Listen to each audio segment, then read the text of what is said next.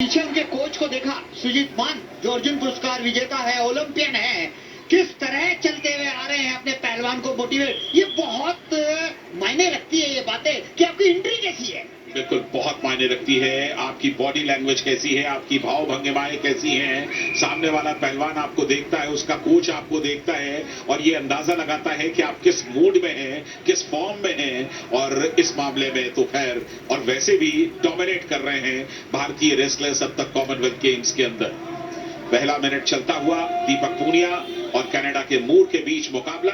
Passivity के लिए कहा गया है कि जल्द से जल्द आप पॉइंट्स के लिए आए मूर को, और देखना है कि क्या पैसिविटी का जो पॉइंट है उसके लिए घड़ी शुरू की जाएगी या मूर कोई हमला बोल देंगे।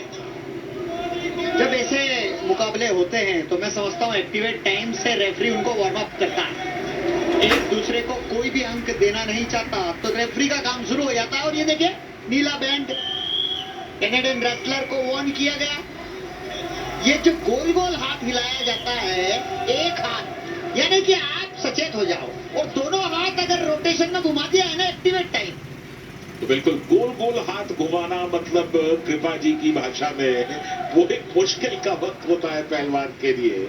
तो पूनिया और मूर इस समय दोनों के पास कोई भी पॉइंट नहीं है, 1 मिनट से ज्यादा का वक्त निकल चुका है। दीपक पूनिया का जहां तक सवाल है, सिल्वर उन्होंने जीता है वर्ल्ड रेसलिंग चैंपियनशिप में 2019 में, और इसके साथ ही पैसिविटी दे दी गई है। घड़ी देखिए उनके स्कोर के सामने, उनके नाम के सामने शुरू हो गई है। उल्टी गिनती चलेगी 30 से 0 तक, और जैसे ही ये गिनती पूरी होगी पूनिया के स्कोर में 1 का पॉइंट जुड़ जाएगा। हाँ, पर इससे किसी की सेहत पर कोई असर नहीं पड़ रहा है।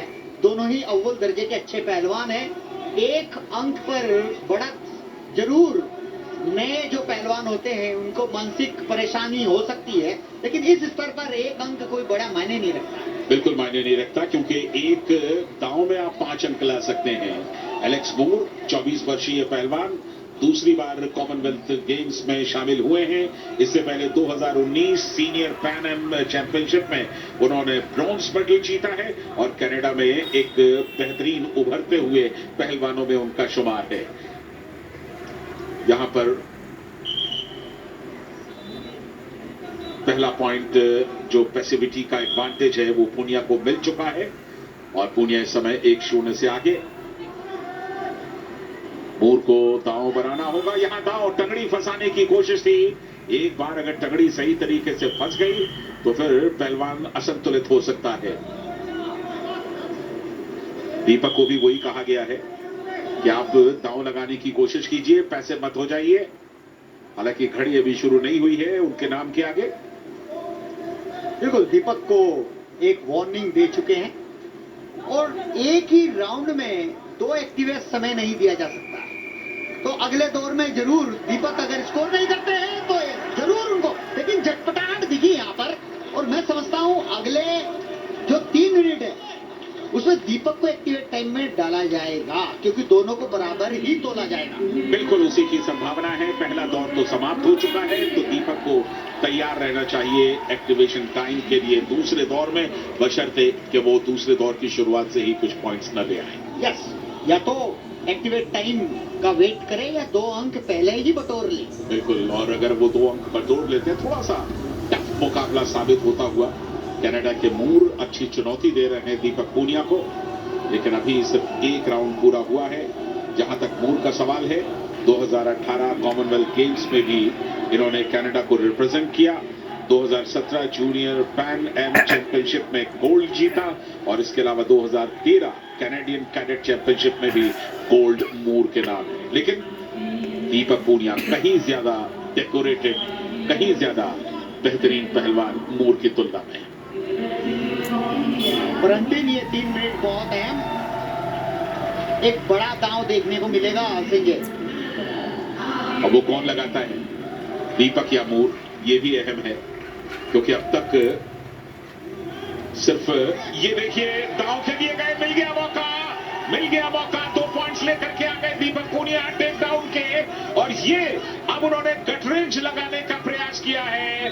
क्या गट रेंज लगा पाएंगे? पकड़ बनाने की कोशिश कर रहे हैं, पूरी तरह से डिफेंस में है मूर, लेकिन ये सिचुएशन ज्यादा लंबी हो गई, इसलिए रेफरी ने कहा कि आप लोग रिंग के मैट के बीचों बीच आइए और यहां अपनी किस्मत आजमाइए। बिल्कुल प्लानिंग के मुताबिक दीपक पुनिया ने दूसरे चक्र में शुरुआत दौर में अटैक किया, 2 अंक टेक डाउन के लिए और मुकाबला 3-0 पे पहुंचा दिया।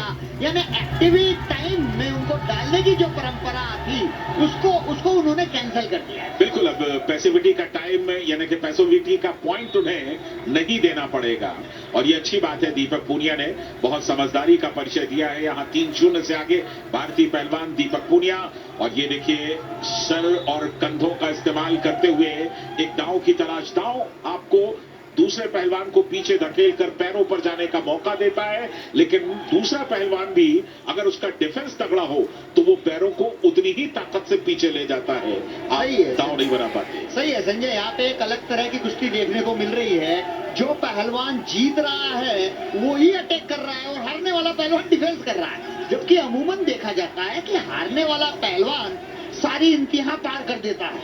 बिल्कुल, क्योंकि उसे पता है कि अगर वक्त निकल गया तो ये उसके नाम की आगे शिकस्त ही रहेगी। उसे अगर जीत में तब्दील करना है तो बड़े प्रहार करने होंगे। ये लीजिए, सर से सर यानी कि हेड ऑन करने की थोड़ी सी वो वार्निंग सी है कि आप सर ऊपर करके खेलिए, और यहां पर पकड़ बनाने की कोशिश भुजाओं पर दीपक की। दीपक का एक दांव लगा है और उस दांव में उन्होंने 2 पॉइंट्स लिए टेक डाउन के। दूसरे पॉइंट की तलाश है उन्हें। बहुत आक्रामक नहीं दिखाई दे रहे दीपक पुनिया भी, संभवतः उन्हें इस बात का इल्म है। ये आउट ऑफ बाउंड हो गए दीपक पुनिया और यहां पर 1 पॉइंट मिल जाएगा मूर को।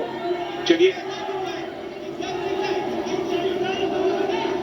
दीपक पुनिया हालांकि अभी भी अटैकिंग है और इसीलिए अटैकिंग है क्योंकि ये इतनी बड़ी बढ़त नहीं है। एक दांव में कुश्ती की दशा और दिशा परिवर्तित हो सकती है, इसीलिए दीपक पुनिया चाह रहे हैं कि पक्का मजबूत डिफेंस करूं या और अंक लेकर एक बढ़त साबित कर दूं। बहुत जरूरी है, क्योंकि इस समय अगर टेक डाउन मिल जाता है मूर को तो विजेता वो घोषित किए जाएंगे, क्योंकि आखिर में जिसका दांव लगता है जीत उसकी होती है। तो दीपक के सामने इस समय बहुत मुश्किल का समय है। 15 सेकंड का ये समय है, आसान नहीं होने वाला।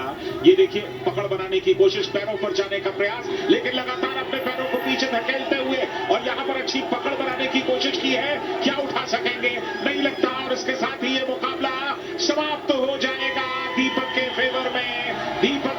दीपक पुनिया ने 3-1 से इस मुकाबले को जीतकर बेहतरीन प्रदर्शन करते हुए बिल्कुल अंतिम मुकाम पर अपनी जगह बना ली है। बढ़िया मुकाबला, बढ़िया कुश्ती, शानदार दांव। हालांकि थोड़ा सा डिफेंसिव दिखाई दिए हैं दीपक पुनिया इस सेमीफाइनल मुकाबले में, और अब वो फाइनल में खेलेंगे।